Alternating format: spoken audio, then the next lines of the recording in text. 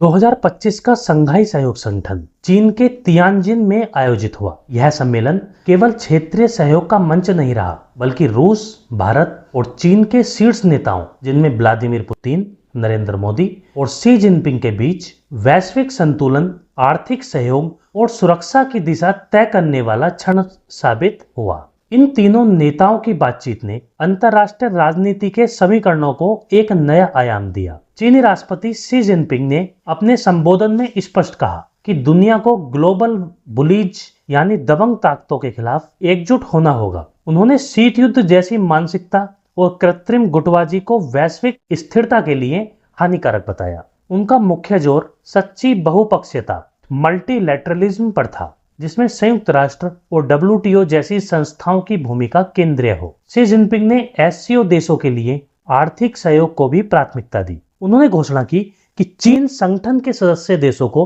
2 अरब yuan की मुफ्त सहायता और 10 अरब युआन का रियायती ऋण देगा। यह संदेश स्पष्ट था कि चीन एससीओ को लेकर सुरक्षा मंच नहीं बना रहा, बल्कि विकास और निवेश का केंद्र बनाना चाहता है। रूस के राष्ट्रपति व्लादिमीर पुतिन ने सम्मेलन में पश्चिम, विशेष रूप से नाटो पर निशाना साधा। उन्होंने कहा कि यूक्रेन संकट का असली कारण रूस नहीं, बल्कि पश्चिमी देशों की नीतियां और नाटो का लगातार विस्तार है। पुतिन ने दावा किया कि स्थायी शांति तभी संभव होगी जब वास्तविक सुरक्षा संतुलन बहाल किया जाए। उन्होंने यह भी उल्लेख किया कि हाल ही में अमेरिका के अलास्का में डोनाल्ड ट्रंप के साथ उनकी बातचीत यूक्रेन संघर्ष के समाधान की दिशा में अहम हो सकती है। इसके साथ ही पुतिन ने भारत और चीन की उन पहलों की सराहना की जो शांति प्रक्रिया को आगे बढ़ाने में सहायक हो सकती है। उनका रुख यह दिखाता है कि रूस पश्चिम से दूरी बनाकर एशियाई साझेदारियों को